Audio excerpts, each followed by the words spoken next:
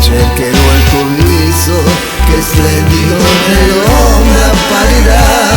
Mi sembrerà di cogliere una stella in mezzo al cielo, così che non sarai lontana quando brillerai nella mia mano. Ma non vorrei che tu a mezzanotte 3 già stai pensando a un altro.